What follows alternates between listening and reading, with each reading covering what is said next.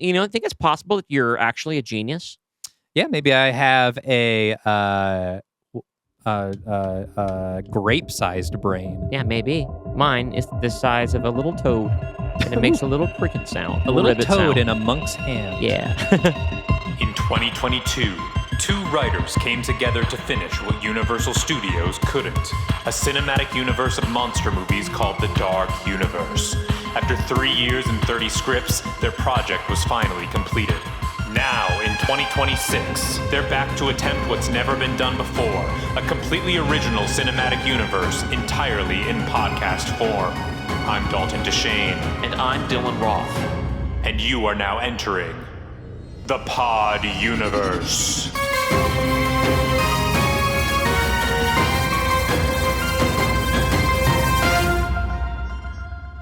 Welcome to Season 2 of the Pod Universe, the podcast where we are attempting to create the world's first all-original cinematic universe of sci-fi films in podcast form, one pitch at a time. One pitch at a time. I am your 1960s retro futurist host, Dalton Deshane. And I am your professional athlete from another dimension host, Dylan Roth. I'm glad you picked up what I was laying down, which Yes. we're doing little hints towards what we're going to be announcing in our Slate reveal a little later on. Mm-hmm. This is Season 2. We've made it.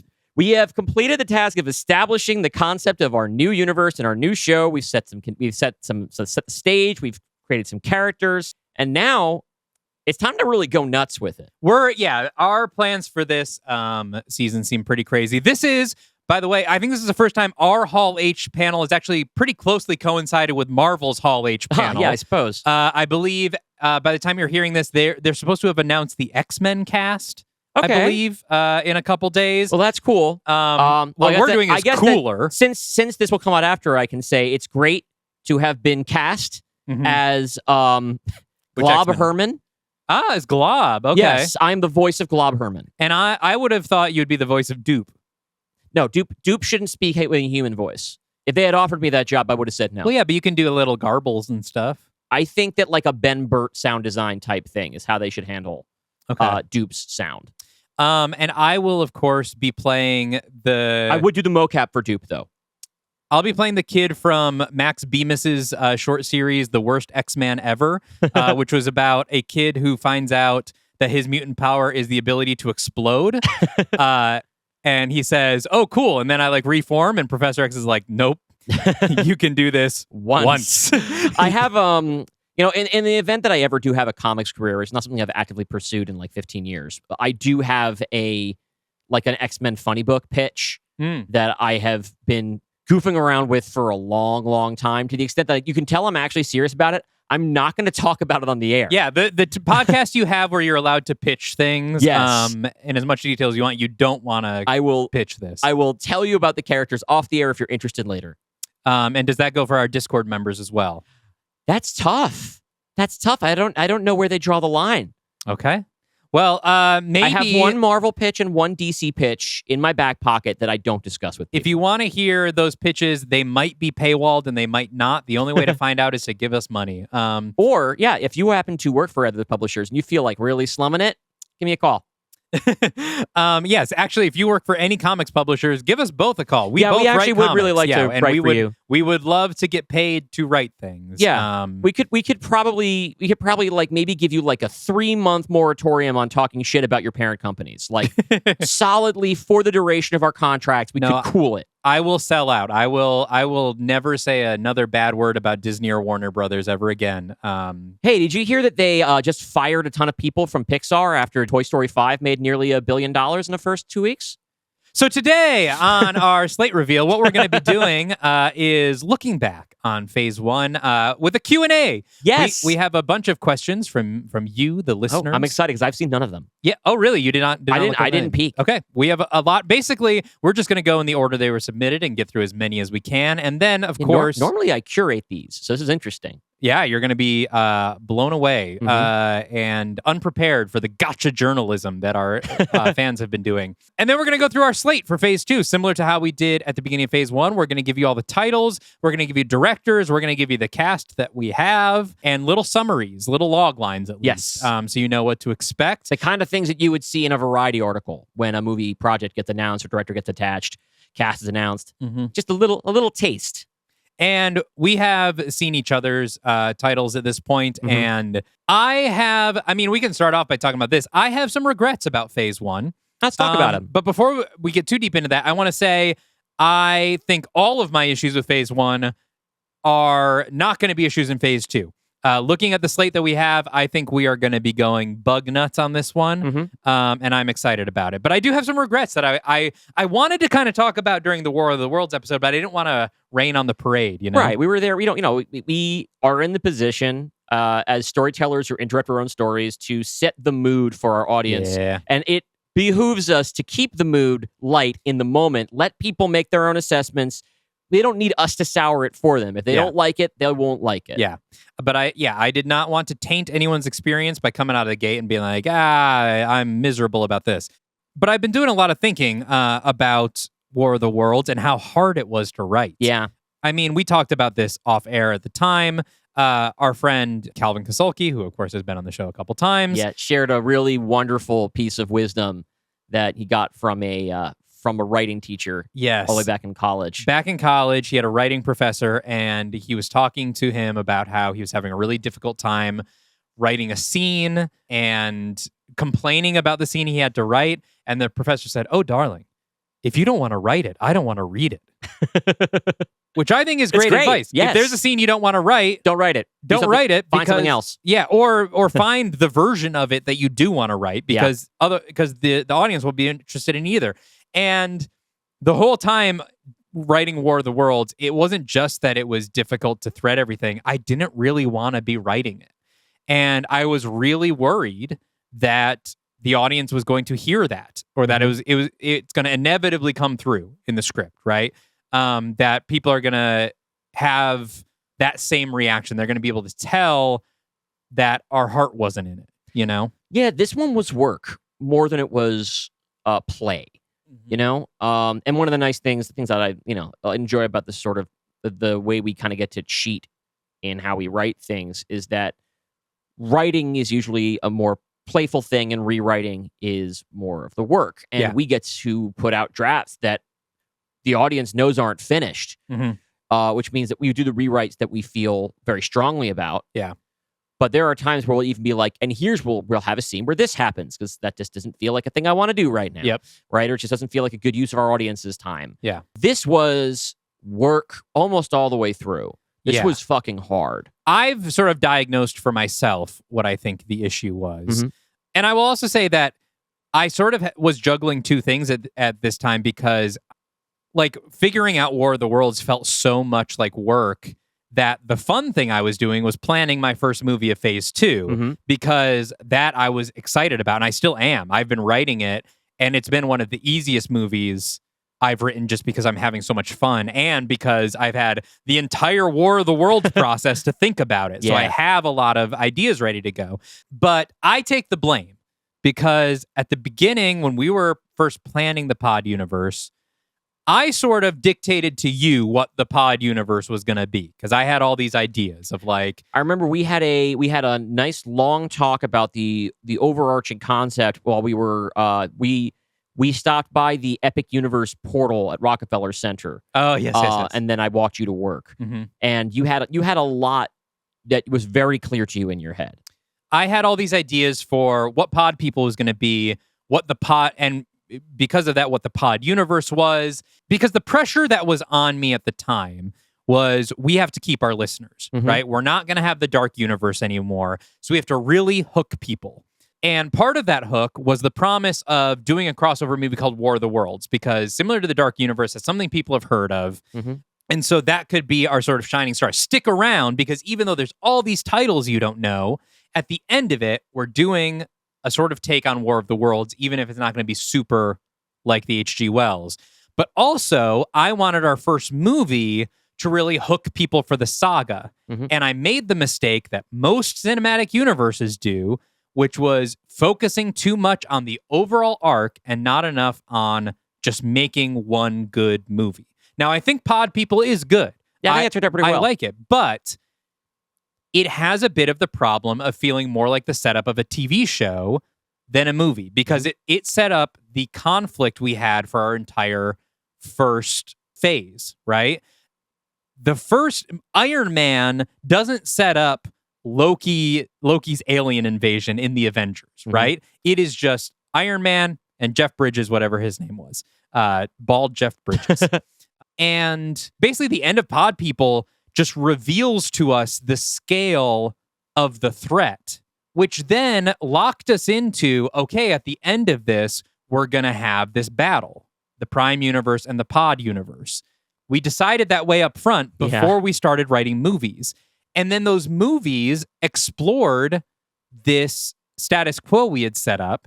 Less so in Stonehammer. Stonehammer's a fun, sort of space opera. Less so in Los Alamos, which was taking place in the past. But Merge Conflict deals a lot with the conflict between the Prime and Pod universes. Late Adopters deals with a lot with that conflict. And I found myself, by the time we got to War of the Worlds, I was sick of the premise. Like, I think I've realized about myself, a premise interests me for one movie. I mean, look at how I did The Bride of Frankenstein. Yeah. I completely pivoted. I don't think I ever made two Dark Universe movies where the second one sort of, maybe Invisible Man's Revenge and Invisible Man, but still, they're pretty different, I would say, premise-wise. This whole thing with Prime versus Pod and the invasion and stuff, by the time we got to War of the Worlds, I was just like, I know what we have to do here, but I'm not excited about it anymore because it's been like 6 months or 8 months or however long it took.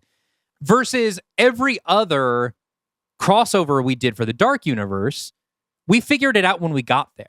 We just made a bunch of movies. Yeah, we only had a couple bullet points. We knew a couple things we were going to do in Death's Door and Hell on Earth. We went into The Mummy's Hand completely blind. Completely blind. We knew there was going to be a wedding. We'd set up some characters. We figured we were going to use Imhotep because you set him up, and we figured we were probably going to use Claudia because we set her up. Yeah. Other than that, we didn't know. We gave ourselves a bunch of pieces to play with, and then got to do whatever we wanted. Right. I mean, House of Dracula, we knew Dracula was going to be the big bad guy. Yes, and you set up the idea of them trying to capture Jack to get his blood turned invisible, which was a really great Act 2 set piece. But it's true that it wasn't what the whole movie was pointing towards. It was a B plot sort of. Yeah, and like when the Marvel movies introduce a villain, when they introduce the Thanos, they give you a face and like, okay, this is the next guy. But they don't give you the whole conflict. We set up for ourselves the stakes, the conflict, the players. We kind of knew how we wanted it to end for us.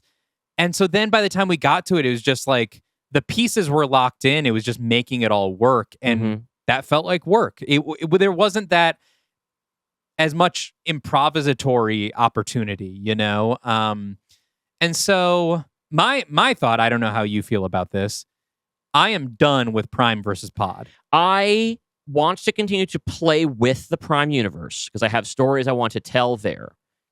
But there are only a couple of threads left over that I still want to play with. Yeah. Right? There's been stuff I've left dangling that I want to resolve, but they do not have to be done at that kind of scale. Yeah. I'm always in favor of trying to make each one of these their own thing, like to try to be a movie studio that has a shared universe rather than a shared universe as the core of the thing. Yeah. And I'm excited that I know what each of my pitches this season have to do with, the world that we've built. I don't have any idea what any of them have to do with each other. Yeah. Yeah. I'm which kind is of cool. Well, there's two that I know how they have to do with each other, but we'll get to that. My intention was the first phase was going to be dealing with this invasion kind of thing, but now they are cut loose. If the first phase was about the creation of the Pod universe and what it was created for and the conflict therein, now that it's cut loose, I think it's just about, all right, the consequences of being the Pod universe. Prime universe, gone, no longer able to access this. I don't want to ever go backwards and reconnect them and be like, oh, well, now the Prime universe is coming back and this time, and they're doing it again.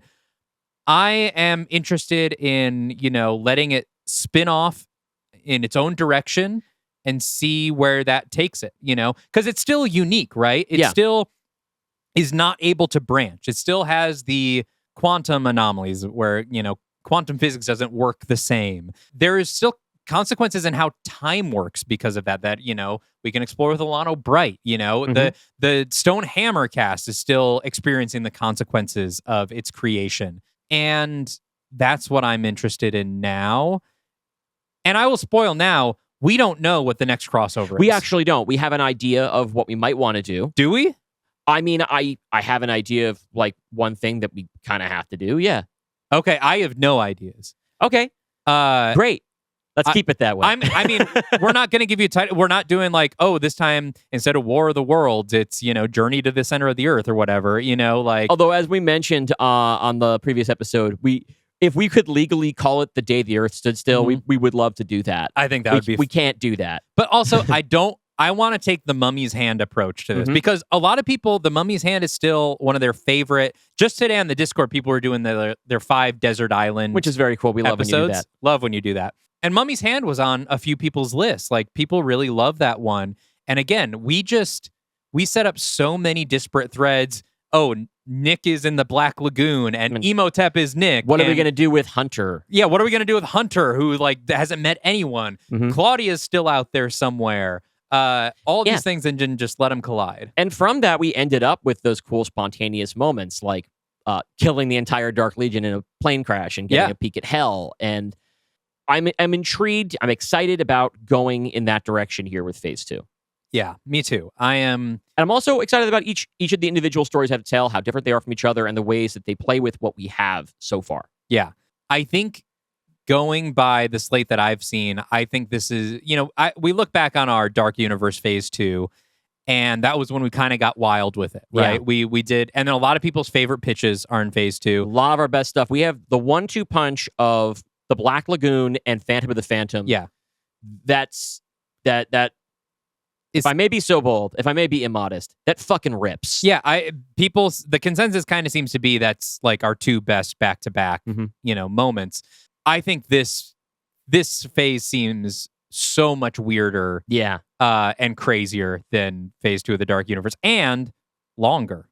Yes, we have decided that we are each going to do 4 solo pitches this season. That's right. So there will be a total of 9 features. Mm-hmm. And I don't know if something's going to happen around Christmas. Yeah, something might happen around Christmas. I don't know. Maybe. We haven't thought about it because we didn't do anything last year. No, we didn't do anything last year. There was just that weird thing that showed up on the feed that we've been unable to delete. Yeah, when I listen to it, I just get a nosebleed.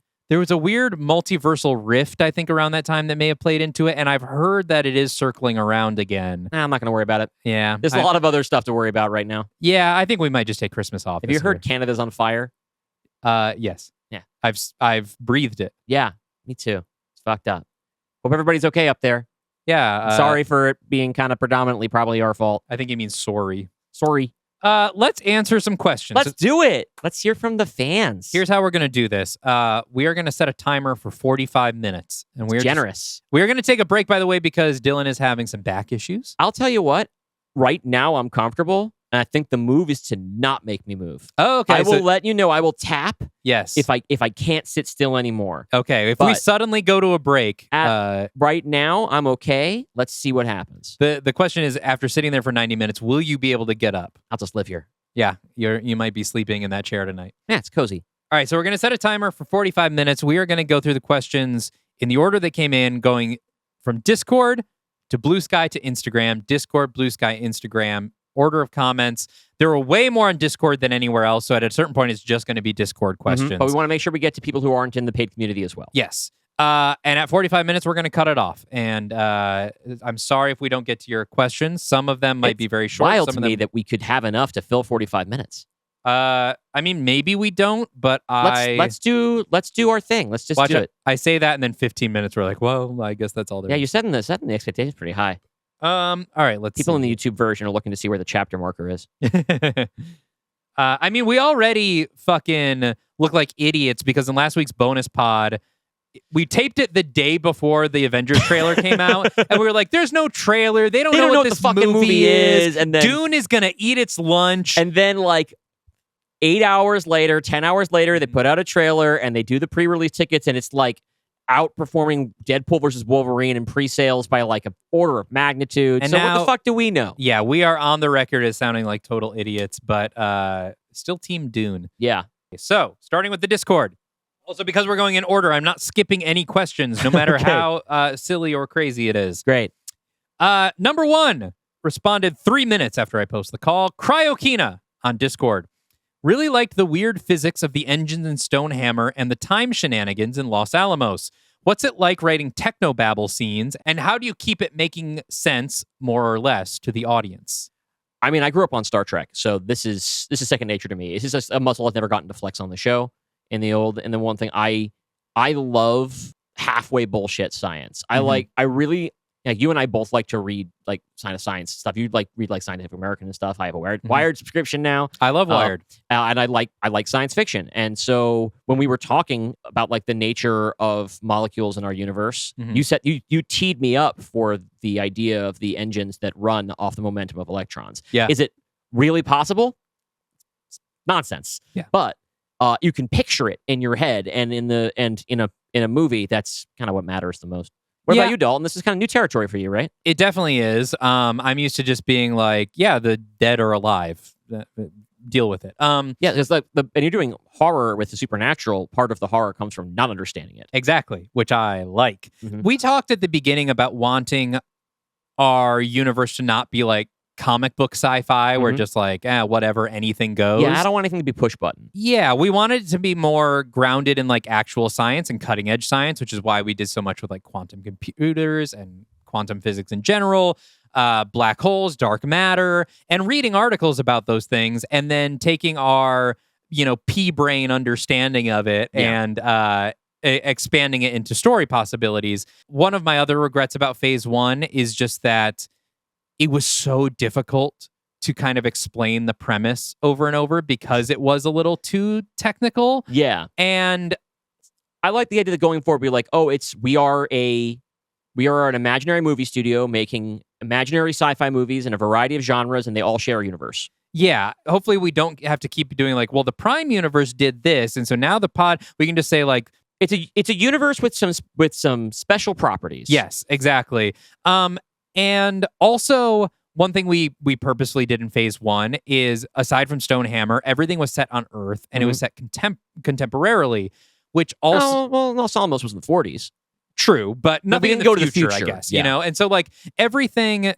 Another thing that was hard for me coming from the Dark Universe is nobody had, like, powers and power sets that differentiated them. All of our people are just people. They're just guys. And that's how we ended up with the all-tech nerd team for War of the Worlds. I'm working to get us out of there on my end. I think you are, too. I think Phase 2, we're going to start getting out of the, everyone's just like a normal guy stuff and start getting a little weirder with our sci-fi.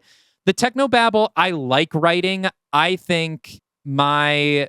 trouble is sometimes going too far with explanation, and I might try to pull that back in Phase 2 a little bit more, while still trying to keep it grounded and not just be like, to go comic book. But there's some stuff where it's like, you can save it for the source book, Yeah, exactly. I used to love reading the tech manuals of like Star Trek ships. I had like the Deep Space Nine technical manual. I had the TNG tech manual CD-ROM presented by Jonathan Frakes. Learning about that science, which is like built on top of real science, but then they solve some unsolvable problem, and they just kind of say, well, because we have this substance or whatever. And it makes you think about the real science differently, and it can open up some fun ideas. I just like the challenge of staying consistent about those rules. Yeah. I think some of the ideas about how things worked in Stonehammer came from specifically, I've established this works like this. It no longer works. I can't use it anymore. Now I have to different challenge. Yeah.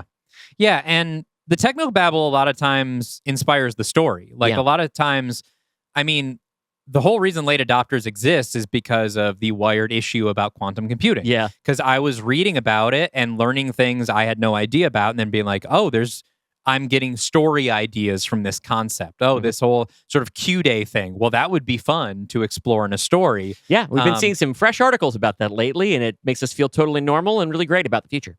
Well, someone just posted in the Discord today, someone at some sort of convention who is demonstrating computers that kind of work how Cora's quantum-proof computer works. Wow. Where it's like mechanical stuff translating data between two devices. I remember you feeling like that was one of the least plausible things you wrote into that script. I came up with that in the moment just based on, again, pea-brain idea of how computer science works. And then I saw it and I was like, I guess I wasn't that far off anyway. You know, I think it's possible that you're actually a genius. Yeah, maybe I have a grape-sized brain. Yeah, maybe. Mine is the size of a little toad, and it makes a little cricket sound. A little ribbit toad sound. in a monk's hand. Yeah. Heading over to Blue Sky. Michael on Blue Sky says, given your admirable commitment to making each entry in the pod universe stand on its own and lean into its unique genre as much as possible, did you always intend the Phase 1 finale crossover to be an action-packed blockbuster? Did you consider any other sci-fi subgenres for the slot? We didn't really. I think that the idea that this was going to be an action blockbuster was always kind of a given. Yeah. But that's an interesting note. If what we come up with for the next big crossover does not necessarily lend itself to action blockbuster, something we should maybe explore. Yeah, I think it's tough because of the sort of established pattern of these cinematic universes is that your crossover one is going to be bigger. Yeah. It's going to be more higher expensive. Stakes. It needs to have the kind of stakes that demand they all work together. But, you know, like, it's an interesting question because like, trying to save the world was not the goal of everybody in all of our, I guess most of them, you know.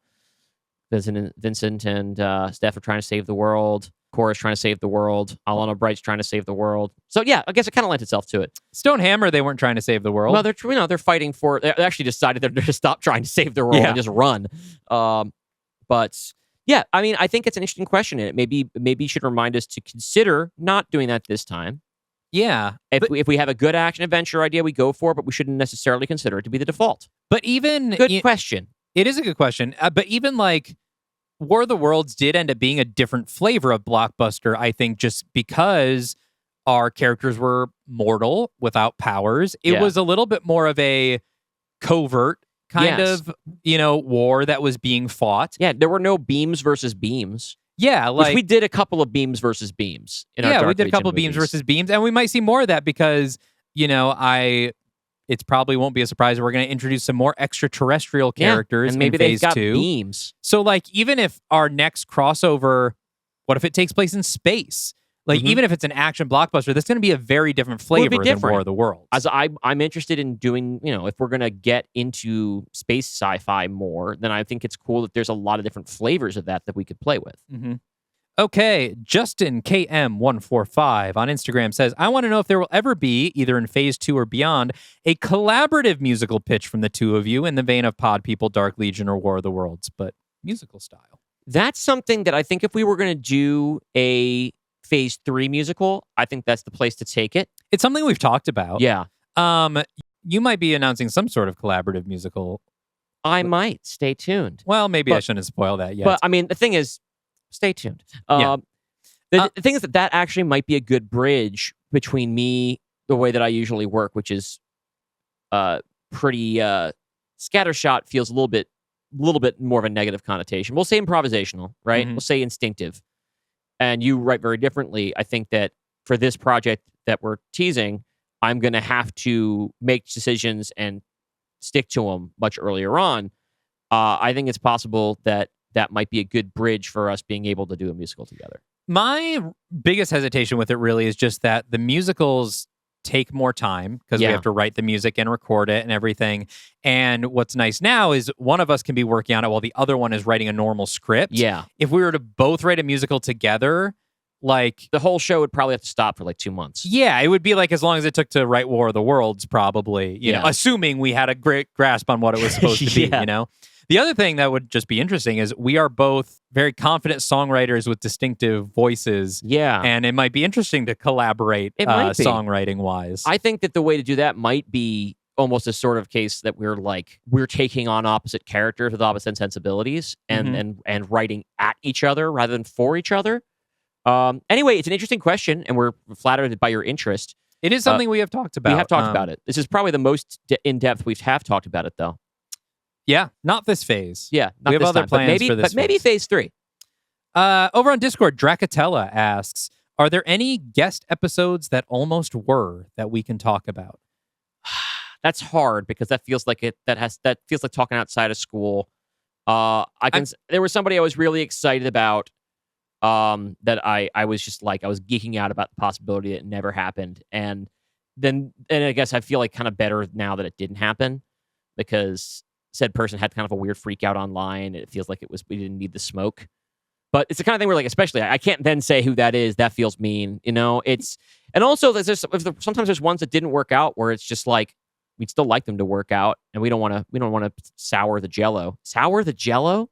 That's interesting. Yeah, I mean, that would be bad. It would be bad to have sour Jello. Actually, maybe we like a sour, like a Sour Patch Kid. Yeah, like a sour apple Jello. All right, well, maybe we're gonna look exists. into that. There are some that are on my dream list. Yeah, I mean, there's been people we've reached out to and just haven't heard back from because they're busy. They're busy. I mean, we reached out to like Jenny Nicholson. Just because, it would be cool to have Jenny Nicholson on the show. Jenny Nicholson. But we tried David Krumholtz a couple of times. That's one we talked about. We did document that. We talked about David Krumholtz trying to get him on the show. We just couldn't get through to him. He's a busy guy. Yeah, so that's not like, I guess that's not like almost was. That's just people our reached wish out list. To. And will say that I will speak this one out into the world. That I will only feel 100% satisfied with this project if we get Lily Wachowski on an episode before we end the show. Yeah, that would be great. That would be like, we did it. We made it. One of the architects of the Matrix is on our show. But that's a long shot. It's not as we should have the sky. architect from the Matrix on the show. Oh yeah, but he's probably Australian for a quarter of the weird hour. Really, the one that I would say almost was that didn't happen, I think we've talked about before, which is John Spates. Yeah.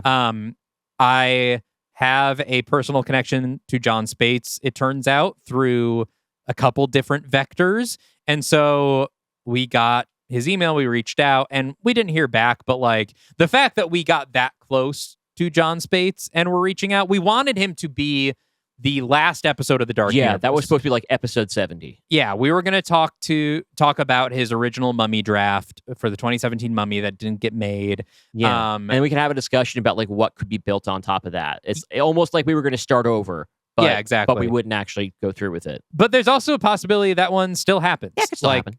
I mean, I still have the connection. It's just he's a busy guy. He's writing blockbuster Hollywood films. Yeah. And so that one I would love to still happen. We haven't given up on it.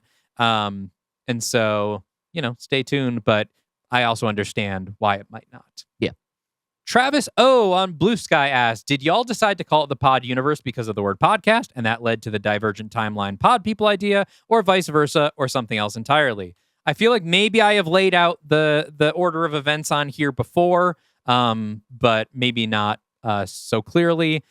We knew way back in the Dark Universe that after our meeting with our lawyer, that eventually we were going to have to move on to something original. Yes, something that we owned, that would be better for us in the long run. But that meant we couldn't have Dark Universe in the title. Yeah. And what we wanted was something that would be evergreen. So we could, even if the next thing ended, we could go on with another thing and not have to retitle the show again, because that's a pain in the ass. And so initially, I think we just came up with the Pod Universe because, podcast. It is a podcast about cinematic universes, the Pod Universe. Well, we had so much time to ruminate on that my stupid little comic book brain kept going and said, oh, well, you know what? If we're doing sci-fi, because we had settled on that point on a sci-fi universe, I was like, oh, wouldn't it be cute if the first one was Pod People? Because that's its own subgenre of science fiction movies, like body snatchers type movies. Pod People would be cute to start out that way. And then that kind of justifies the name change. Yeah. And then I started thinking about, okay, well, what would our take on Pod People be? We love like kind of reversing things. Okay, so what if our characters actually, or what if the invaders aren't the Pod People, but our characters are the Pod People? Ooh, it's backwards, like all the things I like to do in my scripts. Okay, well, what would it mean if our people were Pod People? Well, that means they were created, or are they aliens or whatever? And that's where the idea for, oh, it's a pre-manufactured universe and we can call it the Pod Universe, and just tied all those things together. But it was a little bit title driven, yeah. Yeah, I mean, it was initially driven by just like a podcast about cinematic universes that then I got too precious about. Worked out okay. Yeah. I mean, I like it. I'm happy with it. The question is now, if we do another saga after this, can we still call the show the Pod Universe? I think probably we don't want to change it again. Yeah, probably the not. only thing I've had in my head is being like the Pod Studios with Dylan and Dalton. If it was going to go on further. But we have never once talked about a saga after this. We've never talked about this. This is our sole focus for the show. So stay tuned. Kirby inhales Jotaro on Instagram says, could Mr. D win in a naked, oiled-up twerking competition against Bill and Arthur? I don't know what that competition even entails. How do you win? Is it whoever twerks the longest? Whoever twerks the best, I think. I think there's judges. And my answer is Arthur first wins with a bullet. Arthur wins. I think Mr. D second, and then Bill in a distant third. Yeah, because Bill doesn't really want to do it, but he'll get competitive. He doesn't want to do it except he doesn't want to lose, I think. Bill's got lower back problems. Yeah. He's not going to Tell me twerk about very it. well. But I think Mr. D would give it. I think it would be new to him, but if he had to do it, he'd he doesn't perform like to lose admirably. either. Yeah, if there's some stakes involved. Yeah. Not wooden stakes. The wooden stakes, wink, wink. Yeah, but Arthur wins hands down. Executive producer Dick Wolf has given us 2 questions. Number 1, do you feel like you've still kept to the mission statement and lore of the initial episode we vaulted, the universe planning episode that has not been released yet? And 2, is there a particular movie that you feel could only have been made after sketching out and crafting the dark universe? Well, in terms of what we vaulted, I don't think we've done anything that's going to outright contradict what we did there. But I also think that from where we're sitting right now, I think we're likely to be less precious about it. I think we're less precious about it, but also War of the Worlds did steer us in the direction of the saga ending thing we talked about on that episode. So we're still on track. We're still on track. But I don't think we've never wanted to be precious about that because we want to give ourselves the freedom to improvise and change direction. But so far. In terms of things I could only have written after in the Dark Universe, for one thing, that was a huge growing experience for me as a writer. I did not have the experience of having written all these finishing screenplays and like having them done on time and making sure they were structurally sound, which a lot of the early ones weren't, right? So in terms of like my capabilities, I think I had to do all of them. But in terms of having a specific story to tell, there is something that is in this coming phase that is sort of a spiritual sequel to one of my Dark Universe pitches. What do you think, Dalton? Yeah. I mean, I don't think we could have written War of the Worlds without all the experience we had on the Dark Universe. Yeah. That one was hard, Yeah. and I think required using everything we learned from writing Dark Legion movies. And yeah, like being able to know what to cut, to know when things needed to keep moving, to know how all these characters could interact. Yeah, to a degree, none of these could happen without the Dark Universe because I think they're just stronger and more fully fleshed out. Yeah, we just needed that experience. But definitely War of the Worlds, could only have happened if we had already collaborated on scripts 4 times. I mean, honestly, if we hadn't built that kind of trust with each other, I think we probably would have killed each other working on this one. You would have killed me, and I might have deserved it. These are 3 separate posts. So I'm going to treat them as 3 separate questions. Material Gnostic on Blue Sky says, you've mentioned that you have an ending for the whole project at least sketched out. How, if at all, has that changed the writing process for individual movies? As we said, not a lot. We're not thinking about it. Yeah. I don't think we want to be consciously forming the movies around that. As I said, like War of the Worlds worked out that it helped point to that pretty well. Yeah. It's sort of like if you had a point in, if you pointed to like a star in the sky and say, go that way, it would be a long time on your way towards there where you'd have to make a course correction. Yeah. Because it's like, that's how far out it is. Yeah, it's very far out. And like, if ever we got to a point where we're like, man, the best thing to do here would totally contradict that ending we set up. We're just going to do it. We'll probably just ditch it. Yeah. Second question from Material Gnostic. A lot of iconic science fiction media is TV shows rather than movies like Trek, Battlestar, Stargate, etc. Do you find yourself wishing for an opportunity to write in that mode? Stonehammer, in some ways, feels like the pilot to something. I would enjoy writing more of that, and my solution for that is I'm just writing more of it. I just want to make sure that it is big enough to still feel like features and enough changes in each one to not just feel like an episode of the show. Yeah, but yeah, that's kind of my space show. That's kind of my it's kind of my Star Trek. The Stonehammer / Lost Shepherd saga. I mean, sort of as I alluded to earlier, I think I am consciously trying to get as far away from TV show mode as possible. I think we kind of accidentally fell into that. Yeah. In phase one, with it sort of feeling like phase one is like different episodes of an anthology show that kind of all comes together at the end. And I want to avoid that. So I don't think any of my phase two movies will fall into that TV show feeling. It's always a really good shortcut to avoiding that feeling, which is killing off a lot of characters. That always helps. On TV, that rarely happens. Just like, if you're not doing a TV pilot and then, 15 minutes before the end of the pilot, like 3 of your leads get killed off, probably not. Yeah. We haven't killed off any main characters Well, yet. we killed off Grant, kind of. Well, still alive out there somewhere, sort of. But is it really him? I guess we'll have to explore that. Or you will, I assume. Yeah, probably. I don't have any plans yet. No comment. Maybe that's what the next one will be about. And then let's do this last one by Material Agnostic and then go to a little break from our sponsors because I need some water. Mm-hmm. When you decided to do an original podcast cinematic universe, did you consider any other genres or was it always going to be science fiction? I think that we settled on science fiction pretty quickly because I think that was something that we were both kind of feeling where I had been in your horror lane for a while and it would be fun to pivot into something that we also both enjoy, which is science fiction.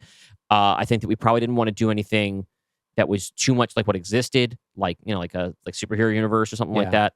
I don't remember us considering anything else. No, I don't either. I think it just made sense, again, because, we've talked about ourselves from the beginning as horror and sci-fi people, and we definitely wanted to do something genre, like a hard genre kind of thing. We weren't going to do like a universe of talky drama movies as much as like you a bunch probably of want that to be our legal next one. dramas or something. Yeah, like that'd be weird. We would never do a universe of legal dramas that would not be entertaining podcasting. And I don't think anyone would want to listen to that. I don't think anyone would like that. Who would like such a thing? I mean, what you're going to do like a cinematic universe version of Michael Clayton or something? See, now that you mention it. Who would we cast? Anyway, we're going to go to a quick break. Hopefully you're going to hear something from a sponsor right now. Yeah, that'd be great. That's the goal. We're talking to some people. If you want to sponsor us, what's up? Yeah. Add space Hit us up at darkuniversepod@gmail.com and we'll talk Beezy Niece. Yeah, so you can get your ad in front of 10,000 subscribers across all platforms, or maybe even more in the future, we hope. We hope. We'll be right back.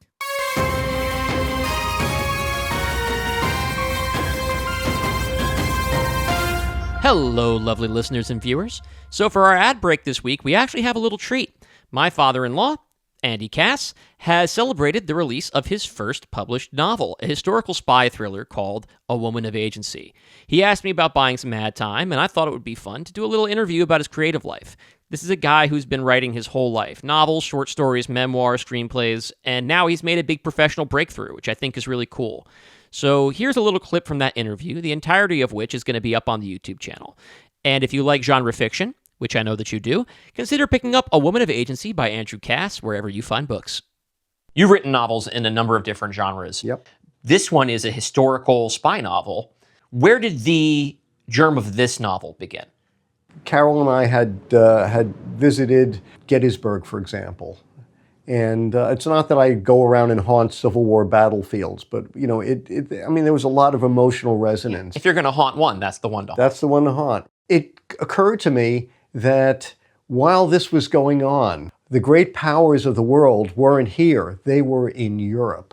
And they were not sitting idle while America was tearing itself to pieces. They had their own financial realities, they had their own economies, they had their own intrigues, they had their own interests.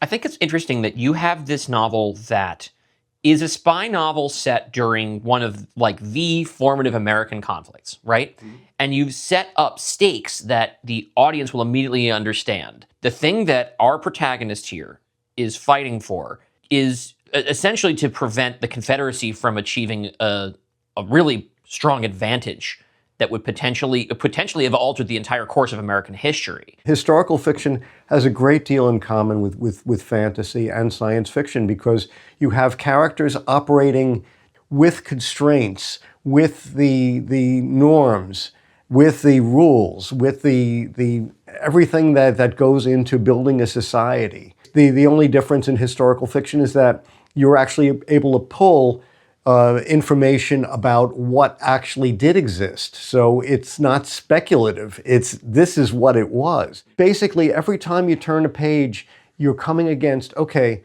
what were they wearing? How would that affect what they're doing? And the idea is not to stop and do that research at that time, but to just flag it, come back, keep the story going.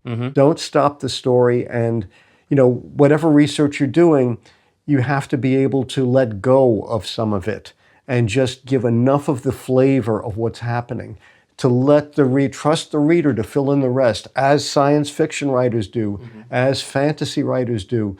Give enough of the world that the reader is in it, and then they can explore themselves, what it is and how it works.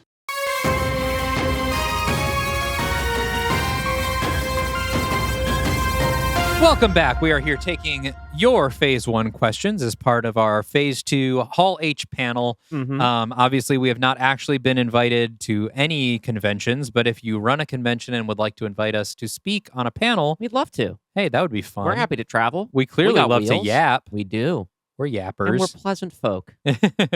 Easy to work with, but expensive.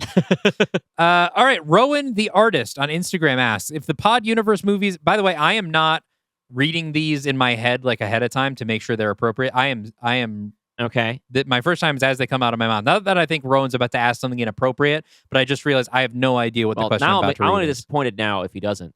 We already did the oiled up twerking one. Okay, so. that's true. If the Pod Universe movies existed in the Dark Universe as the super successful billion-dollar franchise that it is now, which Dark Legion or other Dark Universe character would like it the most? I love this question. Ooh. Carol, right? Oh, yeah. Carol would be a She'd nerd be for it. Really into it. It's like she'd like Pod People for its little X-Files-iness to it, and that would get her on board. Carol would have the Funko Pops. I do think that she would, and Jenny would tolerate it. Jenny would go to see them. I think of them. Of Jenny those would be movies- like me with Star Trek. Yeah. I think that Jenny would not be nuts about them. I do think that she would be like intrigued by, again, we're in a position to flatter ourselves. I think she'd be like, oh, well, Merge Conflict is interesting, right? Because it's more of a straight drama, right? Jenny's ranking is insane. She says it to Carol, and Carol's like, what are you talking about? I bet Jack would watch Jack probably them with likes her. them. Yeah. Yeah. But Jack probably wishes they were a little. His favorite would be Late Adopters, right? Yeah, little probably. zany, little madcap, Mhm. kind of fun. What he would relate to Bill and Arthur a little bit, Yeah. Similar age range. Gwen likes them fine, but doesn't like the discourse around them. People act like just because because they're woke, it means that they're good. Doesn't necessarily mean that they're good. Yeah. Hunter is like Hunter is sick of these franchises and cinematic. Or they're like, where are the original films? Right, because Hunter didn't go to like junior high school or high school, right? So they never got like caught up in like the let's all go to the movies together and watch it thing. To them, they're just movies, and so they'd rather watch something with a little meat on it. Yeah, Hunter doesn't get it. And you know what? That's fine. That's had a actually hard mark life. against us. Yeah. Hunter's cool. Phineas Scourge of SETI 3 asks, were there selection criteria for the Phase 1 slate? Were there any pitches you chose to defer to Phase 2? The only thing we did was shuffle a couple things around on the slate. Well, I think we did have a couple criteria, which is that we mostly wanted to stay earthbound. We didn't want to go too out, like off Earth too early, and have our like really. I was immediately broke that rule though. So I was really dead set on doing my space opera. I think that the idea originally, I thought that I would do something like Last Flight of the Stone Hammer later on, but I got really excited about it. And then originally I was going to do it later in the saga, so we weren't going immediately to space. Yeah. Merge Conflict was going to be my first one. Yeah. But I kept having a hard time breaking ground on Merge Conflict. I think I was too close to it at the time. And instead, I just kept jotting down ideas for Last Flight of the Stone Hammer. And so a piece of writing advice that Dwayne McDuffie used to give his writers' rooms on like Ben 10 and Justice League Unlimited is, if you have a good idea, use it now. You'll have more good ideas. I always say, well, that's easy for you to say, Dwayne McDuffie, actual genius, R.I.P., one of the greats. But I went where the heat was. I don't think there's anything that any of us told the other we couldn't do. No, I deliberately put my extraterrestrial stuff off a little bit because I I wanted to stay Earthbound, which now, I'm done with. I'm sort of sick We're of. moving on. And so I'm glad I am excited about Aliens. Biascoto on Blue Sky asks, the reveal that there could possibly be more pod universes is fascinating for sure. I'm interested to see if that gets further exploration or if we just stay within our core Prime and pod universes. I would say... I don't know anything. You did this part without me, so... I think this is something we actually maybe talked about in our universe planning thing, but I currently do not have any plans to explore other pod universes. Okay. I wouldn't have done that. My thing that I would have more likely to do is that this is the only pod universe and all the other universes are all fucked. And this is the only one that's not fucked. All the other universes are fucked? Yeah, this is because this is the only one where the only one where the electrons work differently. So they all had the Q day and this one didn't. Look, we're dealing with infinity here. Okay. So I think that yes, there's a great book by David Foster Wallace about the concept of infinity and how you can actually have two infinities. There can be an infinity that is larger than another infinity. And so there are infinity pod universes, but there are infinity more other universes that are not pod universes. So there's an infinite number of prime universes that created a corresponding pod universe.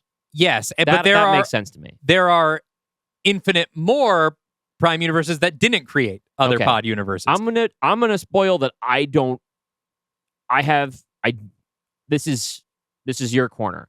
You made that that mid-credit scene and you told me you weren't going to tell me about it and I haven't asked any questions. I put it in because I think it's a fun way to expand the universe we have and tease a larger thing. I think it may be something we deal with. Basically what I'm hedging around here is I don't want us to be the Marvel multiverse where we're just constantly going to new universes that are meaningless, right?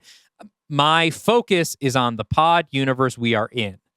Now, I think the fact that the multiverse contains other pod universes is a concept that may play in, but I'm not going to suddenly have us bouncing between 100 different pod universes, through portals and stuff just because we can. Cut to us doing exactly that in phase 4. We'll see. If we have a fun idea, we'll do it. For me, it just came out of my understanding of multiverses and infinity. Like if the Prime universe created the pod universe, there's no reason why only one of them would do that. Okay. Other universes must have done it. But again, I think the pod universe is like 0.0000001 of all possible universes. They are still the minority. They are still an anomaly. But the smaller of two infinite numbers. Exactly. Which is a cool turn of phrase, actually. It is the smaller of two infinite numbers, and it is infinitesimally smaller than the other infinity. Which is... Okay. Well, vaya con Dios. I have no plans. I might play with it. Definitely whenever we hear from that board again, I'm sure they'll have something more to say about it. Back over to Instagram. We have about 7 minutes left. Let's keep going. Gosh. Great 9 rejects. Have you ever discarded an idea for the pod universe for being too high concept? Or if you initially considered an idea too high concept that was included, how did you work it down into being approachable? Usually it's just leaving some details off the page. I'm not good with high concept. Mine are mostly action figures smashing together. I know a lot more. Scientifically, anyway. There's a lot of specific stuff about the world of the Stone Hammer that I cut because there wasn't room for it. I don't think it's too high concept. I think it was just too many things to do here. And now that you guys know I'm doing a sequel, right? That's not a shocker, right? I've already talked about that. I can do more with those, but I don't think anything is too high concept, especially since we have in our sort of cheat of a medium the ability to stop and explain and make sure our audience gets it. Besides what's on the page, and talk it out. I think we can do whatever we want. I have confidence in us. Yeah. And our audience. I haven't dumbed anything down yet, and my future pitches I think are only going to be dumber on purpose. Okay. So let's see. I could have parented Carrie White on our Discord. Has a threefer for us. One for you, one for me, and one for both of us. Okay. Dylan, you had mentioned that merge conflict ended up being very different from your original vision. Can we hear a bit more about the differences between that and the final product? Originally, Grant was going to be a sports YouTuber, a journalist. Interesting. Yes. I think I did know this. I said it in Oakland because part of his story was that he was there to cover the Oakland A's, and the A's are moving. They're leaving, right? He used to be working in traditional broadcasting, and he lost his job, and now he's trying to make it in YouTuber. And I was going to be working a little bit with the anxiety that comes with making yourself a product. And also, I mean, I indulge in a lot of sports YouTube now in my new life as a sports dad. And you get different advertisements and different recommendations there. And you can see how it's very easy for you to get gradually sucked into the manosphere. And that's what some of the transformation in Grant was going to be alluding to. It was going to do a lot more with like studying gender and like what masculinity means to him versus to his counterpart. And the in-universe thread that was going to seem to be influencing him was going to be dipping into a little bit more of that alpha male world of YouTube, while in actuality his brain is getting overwritten by a guy who's been living in a dog eat dog world for the last 5 years. Mm-hmm. That whole part ended up just being so many. It's just way too many things. Yeah, and I just focused it on the family, and then on the apocalypse of it all. But yeah, that was like supposed to be like kind of the core of that story, and he ended up going in a different direction. And I'm glad that I did, because it was just really sweaty. There was like a whole group of friends that he had who were all also sports guys, and like they had judgment on him for basically being a house husband. And I mean, I threw out 4 characters. yeah, I mean, also Caitlin was going to have another love interest, and there was going to be an anxiety that Grant had that he could not completely fulfill his bisexual wife's like sex life. Mm-hmm. And that was going to create a resentment against other stuff. That just kind of followed. I just kept as much of like Jessica Williams was cast as this character for a while. And then I wrote her out because it was too many a thing, and we put Adam in instead. So it was a foil for Grant instead of a foil for Caitlin. It was going to have a lot more to do with sex and gender. I mean, I can see how all those things tie in, but I can also see that, yeah, that feels like another movie piled on top of this movie. Yeah. Like, I think if you had all that stuff, there probably wouldn't be room for Raleigh. I'd written 40 pages and but nothing had happened yet. Yeah. Don't do that in your screenplays. Yep. Dylan knows. I'm also proud of you for cutting your sports obsession out of... Don't worry, I'm getting to it. Yeah. I know. For me, Dalton, you mentioned early on that this new universe would be a challenge for you in terms of genre. What were some of your favorite parts of delving into sci-fi, and what were some unexpected challenges? I mean, the favorite parts, I think, I love learning about new things about the world around me, and so having an excuse to read things like Wired and Scientific American and like learn about new concepts, and then letting my imagination run wild with those ideas is really fun for me. I love, like reading about something I barely understand that's really cool and being like, oh, here's 8 different things that could come out of that. But I definitely have a lot less instinct. Like with horror, I feel like I know the genre in and out enough that I can be like, all right, this is exactly enough information to give, or I don't want to reveal that yet until this kill happens or until the tension is this much. With sci-fi, especially because there's so many different kinds of sci-fi, like Los Alamos, very different from War of the Worlds or Pod People. It's certainly from late adopters. Yeah, like I just don't have like the instinct of, well, how much does this need to make sense? How much can be sort of glossed over? How much do I need to show versus tell? I'm kind of feeling it out for the first time. One thing, as an artist, as you get more experience, you develop this instinct, right? Like you have this, I have this instinct now when I'm writing a song that if I write a melody that technically works, there's just a voice in my head that's be like, oh, but it's not good. Like, I don't know. I just know something, it's not sparking that joy the way it should. So I need to rewrite it until it pops, Yeah. And I have that with horror too. Like, oh, this scare is going to work, or no, the tension hasn't been ratcheted up enough for this to really land. I don't have these barometers, this natural instinct for sci-fi yet. So I think you're doing all right. I hope so. But it just doesn't come as easily. And And finally, this is going to be our last question. I'm sorry. We might answer more on Discord just because, we have tons of questions left. Okay. We have barely scratched the surface. We have... Well, that's very flattering. Yes, thank you guys so thank much you all. for your interest and excitement about the show.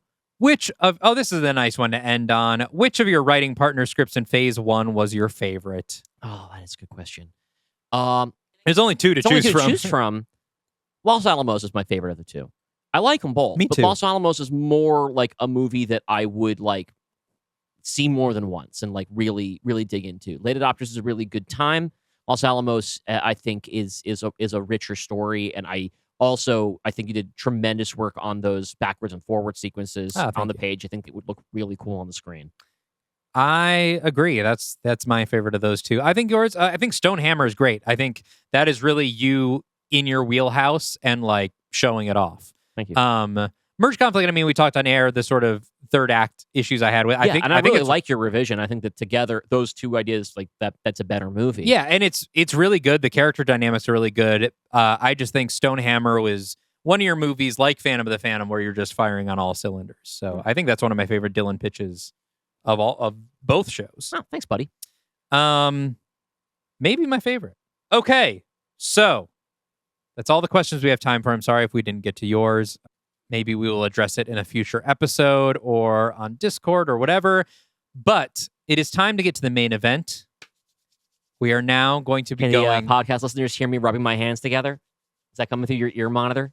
We'll see if that picks up on mic. Okay, well, I'm doing it. ASMR. Like a cartoon wolf. Yes. We're going to go through our Phase 2 scripts one at a time and give you a little tease. Mm-hmm. First and foremost, we'll reveal which one of us is going first. Oh, yes. Which is going to be Dalton DeShane. Yes, I will be going first. My first pitch will be coming to you in just 1 month. I got to get writing. Yeah, you've been writing, though. I have been writing. You're on pace. I'm maybe a third of the way through it. Yeah. Phase 2 will be kicking off with a film I am calling Vestigial. And if you're watching the YouTube version, you are seeing the cool key art created by our wonderful graphic designer, Kat Hopkins. Shout out Kat Hopkins. We were going to shout her out again later. Yeah, also, because apparently, not everybody knows this, all of the guest episodes and every cover, except for the most recent one, the planning episode. The planning episode, which was just a quick Photoshop from us because we forgot to order one. Kat's been doing all of those. And they look great. So. All of our artwork is by Kat Hopkins. They are amazing. I will be shouting out their Instagram handle later, as well as where you can buy prints of their artwork. But Phase 2 starts with Vestigial, directed by Jane Schoenbrunn. Okay. Vestigial is a sci-fi horror Metroidvania. Fresh-faced military recruit Leni Jatov is tasked with shutting down a malfunctioning energy plant on the abandoned planet of Volcherek. But what's supposed to be a milk run turns into a nightmare when she discovers that there are far greater threats than a reactor meltdown. Starring Anna Sawai, Paul Mescal, Idris Elba, Himesh Patel, Bill Skarsgård, Johnny Knoxville, and Indy Navarette. You called dibs on casting Indy Navarette immediately after you got out of the theater to see Obsession. That's right. I've got a wonderful role for here in Vestigial. I think I talked about on our very first episode that I wanted to do my take on Alien. And here it is. And this is it. This is going to be one of the reasons I'm having so much fun is I'm back in my horror wheelhouse. I'm excited. Listen, this is going to be my favorite Jane Schoenbrunn movie. Yes. So let's talk about why I picked Jane Schoenbrunn, because I also not a huge fan of I Saw the TV Globe, but I think she has an amazing eye. The visuals are incredible. I do think she is a good director. It's more the writing and pacing that I have an issue with in her movies, but I think she is a brilliant director. I also think Teenage Sex and Death at Camp Miasma looks really good. I'm really excited for it. And I think this movie has themes that she would have a lot of fun exploring. I think Jane Schoenbrunn might be they, them, or let's she, they. Let's do a quick pronoun check. Yeah. Seems to just be they. Okay. I think this movie explores themes that they would be really good at handling. and would bring an exciting perspective to. And I think visually, this is going to be the kind of goopy maximalist horror that I think they would have a lot of fun with. So in 1 month, Vestigial will hit your podcatcher. All right. Well, I'm stoked for that one. And we're going to be remaining in space for the next one because my first pitch of Phase 2 is called Consensus or, First Fight of the Lost Shepherd. And we're not mixing up the cast or creative team on this one. This is a direct sequel. So we're keeping... Oh, I'm sorry. I did pick a different director for this one. For this one, I chose Drew Hancock, the director of Companion. Okay. This is going to be I'll just read it to you. After the events of Last Flight of the Stone Hammer, the motley crew of the starship Lost Shepherd is learning to get along despite their conflicting value systems. When a member of the crew is murdered and 2 eyewitnesses give irreconcilable testimony, suspicions and prejudices are inflamed. An epidemic of hallucinations spreads across the ship, and more violence seems inevitable.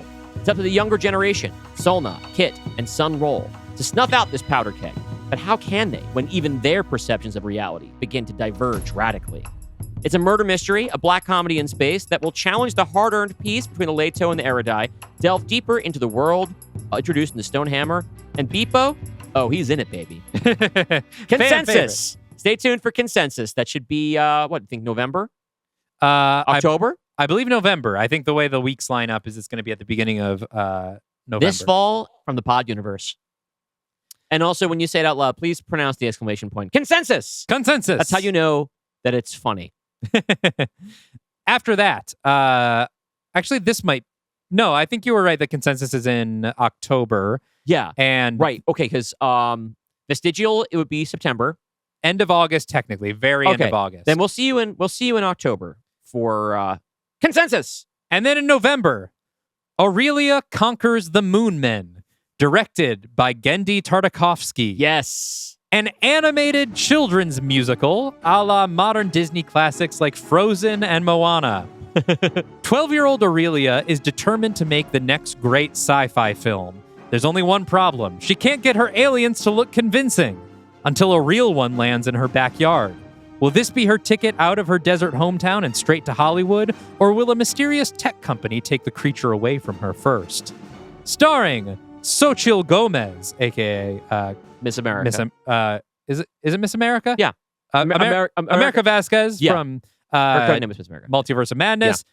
Jacoby Jupe, the child actor from Hamnet. Oh, that kid is great. And Eva Longoria. Shit. Now, these are just voices, mind you. Okay, so I could double dip if we had to. You could, yeah. Xochitl is going to be playing younger. She's going to play Aurelia. Okay. But I think that is fine for her. Jacoby Jupe will be playing age appropriate because he is young. Because I do have a role that would be probably really good for that kid. Well, it's just his voice for now. Now, here's the twist. Aurelia Conquers the Moon Men, the Disney-style children's animated musical, is a prequel to Vestigial. I am doing another sort of duology. I'll call it for now the Vestivigium duology. Vestivigium. The Vestivigium duology, in which the killer alien in Vestigial and the adorable baby alien that is discovered by Aurelia are one and the same. And you're going to introduce us to the killer version first. Yes, you are going to meet the killer version. Aurelia Conquers the Moon Men will be taking place 10 years prior. And we will meet that alien as a baby who comes to Earth and befriends a young 12-year-old girl. Okay. And we should also mention, probably should have said this up at the top, we're doing a little time jump. Yes. One of the decisions that we made early on was that after our first crossover, we were going to jump ahead in time 10 years. Now, that number is a little bit wobble on there. Because we also play with time, yeah. You know. But for the most part, if you were to see a character who you've met before, some significant time is going to have passed in their lives. Yes. So Vestigial is going to take place 10 years after the events of War of the Worlds. Okay. Which we can just firmly pin in as 2036, right? Yes. Consensus will take place in the Earth year of 2036. But time moves differently for the crew of the Lost Shepherd because they are at near light speed. Yes. But Aurelia Conquers the Moon Men will take place just after the events of War of the Worlds because it is a prequel that takes place 10 years earlier than Vestigio. Okay. So now, it's great to do this stuff because, I know how much fun it is sometimes to be like, well, do you want to watch it chronologically or do you want to watch it in release order? The answer, by the way, is always release order, literally 100% of the time. But it's kind of cool to do it Someone's wrong. going to do a master edit of all of the pod universe in chronological order at the end here. Starting with Los Alamos. At least as of now. All right. Some of these titles are kind of clever, and I'd rather set up the premise first before I give you the title. Okay. So this one coming in January 2027. This one's for January. Years ago, Clarissa Bowen was recovered from the wreckage of a bombed office building in Silicon Valley with no memory of who she was or how she got there. Reunited with her estranged family, she's been trying to put her life together until she sees a man on television and knows, without a shadow of a doubt, that he is an invader from another dimension. How does she know? What secrets lay hidden in her memory? She'd better figure it out fast, because the man in question is about to be elected president of the United States. This is Prime Candidate. Directed by Tony Gilroy. Aha! This is going to be a grounded sort of political thriller. And we're going to solve one of these mysteries for our audience right now, because Clarissa Bowen is played by Jamie Lawson. Aha! So, while she does not know this at the start of the movie, I will make sure it's not boring for those of you who have heard Pod People and know who Jamie Lawson played in that movie, at the end of which she went missing in a bombing of an office building in Silicon Valley. In case you don't remember, Vincent's mother. Yes, Vincent's mother, who was transported from the Prime Universe into the body of, I think that we defined her, we never named her, but defined her as an assistant. The implication being somebody who Christian had a crush on, I guess. We're going to be picking up with her, but since she is evidently amnesiac, she doesn't know she's not the person she used to be. So that'll be fun to explore. Starring, in addition to Jamie Lawson, Viola Davis and Vincent Kartheiser. Ah, good old Pete Campbell. Yep. After that, we will get Alano Bright in The Carousel of Progress, directed by returning director Steven Spielberg. Following the events of War of the Worlds, Alano Bright wakes up to find himself trapped in 1964, specifically at the New York World's Fair. Could this have something to do with the rules he broke in order to save the world? Or has he somehow been sent here to help 16-year-old Sandy Calvert, daughter of his lost love, Lorna? Oh. Starring Jacob Anderson and Violet McGraw. She played Katie in Megan. Oh, okay. Who will now be playing Sandy Calvert. Okay. The daughter of Kirsten Dunst's character. I suppose we won't be revealing whether or not we'll see Kirsten Dunst's character. I don't know. Okay. I do not have the answer to that question. But expect a retro-futurist romp. Okay. It's exciting. I also like doing the thing that we like to do sometimes. We're just taking a character and then transplanting them into a new genre to finish their story or continue their story. Mm-hmm. That one is a direct sequel to Los Alamos, so yeah, we're each only doing like one or two direct sequels. Yeah. All right, the next one for you. This one is set in the Prime Universe. I've decided that I have plans for one this season and one next season of stories to continue taking place in the Prime Universe, especially since you say you're washing your hands of them, so I can. It's my playground now. It's my post-apocalyptic playground. After a quantum computer ends the world as we know it, small towns in Middle America are left to fend for themselves.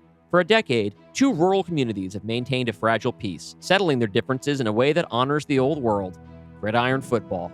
Alan Richson stars as Brett Pataki, a former pro linebacker who wanders into a town facing a literal do-or-die homecoming game. Is he their savior? Or will his hidden past lead him and his desperate new neighbors to their doom? This is The End Zone.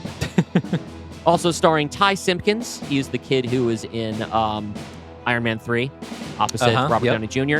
Betty Gilpin, J.K. Simmons, and NBA champion Karl Anthony Towns. Okay. Because I think he's a movie star, goddammit.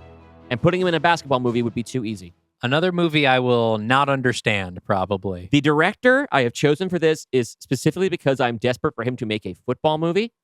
Zack Snyder. Interesting. It's going to be the sports in this are going to be so crazy epic that it will justify the fact that these towns are literally staking their lives on the game. This is a spiritual sequel to Field of Nightmares. It is a sports movie with stakes higher than sports movies should have. And lots of slow-mo shots. And lots of slow-mo shots of bodies smacking into each other, sweat flying. Tonally going to be very different from Field of Nightmares. I do not envision this as a straight-up comedy, but it is a really wacky premise. Mm-hmm. And so the tone is something I'm still figuring out. But I know that visually, I gotta see Zack Snyder film more football, because that scene in Zack Snyder's Justice League is awesome. The guy was born to shoot football. What if that scene was the whole movie? Yep. I should put Ray Fisher in this. You should.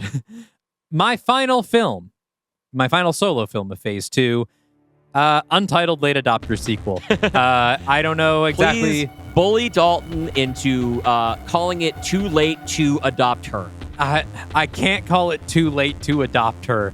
I really can't. I can't. But I don't know. As far as the summary, I don't know. It's a long way out, and I have time to figure it out. But we will be seeing the continuing adventures of Zarya, Cora, Bill, and Arthur. Okay. And of course, this is now in the Pod universe, so it's Pod, Bill, and Arthur, who we haven't seen before. And who are alive. Mm-hmm. And Zarya and Cora. Starring, of course, Vera Drew, Bailey Bass, John Goodman, and John Malkovich. Directed this time by Alicia Harris, the first-time writer-director who did Is God Is, which came out earlier this year. I've not yet seen. And is excellent. Is excellent is. Is excellent is, I will say. So, yes, untitled late adopter sequel coming next year. And my final entry for Phase 2 as is not exactly a solo piece, because it is a musical by Dylan Roth and Sarah Norcross. Some of you might recall that towards the end of some episode, late last season, Sarah just kind of said, "Hey, Dylan, you want to make a musical?" And I said, "Yeah." And we're going to do that. Sarah is a musical theater composer by trade. So this is a situation where I am actually not full on. I'm not planning to write much of the music. I am going to be leaving that mostly in the capable hands of my co-writer. I am plotting the story. I am writing the screenplay, the book, as it were, and creating outlines for Sarah to work through the songs, and then probably going to contribute however much she wants me to. She's not a librettist. You might have to write the libretto. Well, that's fine. Mm-hmm. Yeah. I figured that was going to be part of it. Okay. And that's exciting for me. And I'm very, it's very cool that she invited me to do this. And I have decided to finally do a proper superhero movie. Okay. A superhero This movie. is a superhero movie in a Spider-Man vein called Lucy Lacuna, The Living Minute. 10th grader Michelle Hartke lives in Tomorrow, Kansas, a sprawling metropolis built, governed, and entirely owned by a maverick billionaire. It's a place without crime or hunger, or at least that's what she's been told. Michelle wants to follow in the footsteps of her genius inventor parents and try to make the world a better place. But how much good can one person do? She's about to find out when she discovers an abandoned prototype for her late mother's time travel machine, a device called the Anaconda. Starring Ariana Greenblatt, Oscar Isaac, and Jonathan Groff. I actually haven't picked a director for this because It's pretty far out there. It's pretty far out there, and I want to pick somebody I think could do a superhero musical, and I don't want to pick Joss Whedon. Sure, I don't want to pick Julie Taymor. I Mhm. think she had her chance. The Anaconda. Yeah, that is something. yeah, that's the device that Alana Bright has, That's right. but he's got it in a little, I forgot I called pen, it that. That's right. and this is going to be a little bit different. Because I knew that was familiar. I came up with it. This is going to explain the origin of that technology. Interesting. It's not going to be as good. It's not going to work as well or be as practical. Aha. I will give away a cool character design thing, and I am hoping to hire a friend to draw Lucy Lacuna and her superhero look. I'm imagining an early version of the Anaconda that is like a scuba tank you have to wear on your back that inhales and exhales time. So it's going to be a superhero coming of age story, a la Spider-Man, a la Ms. Marvel. That will also be a musical. I have had a lot of fun. This one's pretty well fleshed out as a story because I've been working with Sarah on it since we started talking about it. Nice. This is actually further ahead, maybe even than consensus at this point. I'm really excited about it, but I put it later because I know that sometimes I get stuck in a rut and things end up being last minute, and I wanted to make sure that I could get stuck in a couple of ruts and still deliver what Sarah needs in time. Yeah. Very excited for that one. And speaking of the character designs, I forgot to mention that I have already hired friend of the show, Kendra Wells, aka the voice of Hunter Marin in the Dark Universe, to do some character designs for both Vestigial and Aurelia Conquers the Moon Men. That's exciting. That's one of the ways that we're trying to make good use of our patrons' support. Is, we're not at a point where it makes sense to bring money home for ourselves, so we might as well spend it on cool art from other people, acting performances, and other things that can improve our show. What's the point of having money if you can't be a patron of the arts? And I figured for a creature movie, it was important that people be able to visualize the creature. So we will have a creature design both for the adult Vestivigium, who will be in Vestigial and is scary, and also the baby Vestivigium that we will see in Aurelia Conquers the Moon Men and will be very cute. I think it's a very funny choice to show us the scary one first. I'm very excited about it because... yeah, it's just going to be hanging over you the whole time you hear Aurelia Conquers the Moon Men.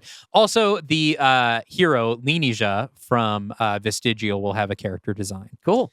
And then, right around probably a year from now, Untitled Pod Universe sequel. That's right, where all of these wacky threads will somehow come together to a big adventure that I don't want to think about yet. Yep. But we'll probably start having ideas as we write them. So... let's go over the slate real quick one more time, just with titles, just to recap for the audience. In 1 month, you are going to be hearing Vestigial by me. After that, Consensus, or First Fight of the Lost Shepherd by me. And then, later this year, Aurelia Conquers the Moon Men, the children's musical, followed in December by... who knows? Maybe something will pop up on the feed again. We're not really. We definitely haven't already started making plans about it. No, but who knows if that incursion will return. Yep. After that, Prime Candidate. Followed by Alano Bright in The Carousel of Progress. After that, we'll have The End Zone. Then Too Late to Adopt Her, the sequel, Too Late Adopters. Make them commit. And finally, Lucy Lacuna, The Living Minute, a musical by me and Sarah. And then, me and Dylan will be writing Untitled Second Pod Universe crossover. That's film. right, because we're calling it Pod Universe 2 it's not necessarily a sequel to War of the Worlds, right? No. It's just our next blockbuster crossover thing, because even if we're talking about changing the way we're trying to think about those crossovers, it's part of the show. We got to do it. That's some of the fun. Yeah. So that is the Phase 2 slate. Thank you all for submitting your questions. I hope you're as excited for this phase as we are. If you'd like to support the show, head on over to patreon.com/Dylan and Dalton. We are an independent podcast without a big ad-supported network to help us, so every $5 subscription goes a long way. This year, your Patreon money has gone towards us hiring professional voice actors for War of the Worlds, as well as some character designs for Phase 2, which we just mentioned. So if you like what we do and want to help us enhance it, head on over to Patreon. We really appreciate your support. And of course, your Patreon money also goes to our incredible graphic designer, Kat Hopkins. Kat is responsible for all of the movie posters and episode artwork for the Pod Universe. You can find more of their work on Instagram at Kat Hopkins Photo. You can also purchase prints of her artwork along with t-shirts, hats, hoodies, patches, and more at shop.thepoduniverse.com. That's shop.thepoduniverse.com for your Christmas shopping this year.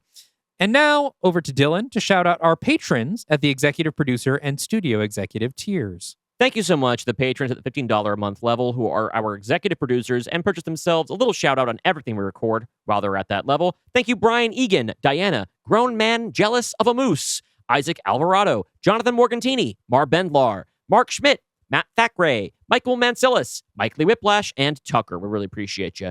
And a big round of applause for our studio executives. These are the folks who not only get their shout out, but for their $25 a month, they also get to nominate films for us to talk about in the studio mandates portion of the bonus pod. Thank you, Alyssa the Pazuzu Apologist, Balthazar, Barry M. Carr, Bijou Daye, Bill French, Beerus, Brent Dreyer, Dracatella, Ian is on a mission from Pod, Jasper Stark, Joe Valiant, Joseph Angel, Moose! Sunma, Speep, and The Wayfinder. We really appreciate y'all. And in 2 weeks, we are going to have a guest that we have not locked in yet, but it's going to be a fun one. A couple irons in the fire. They're all pretty cool. Yes, we will let you know on social media before it happens. And until we meet again, you are now exiting the pod universe.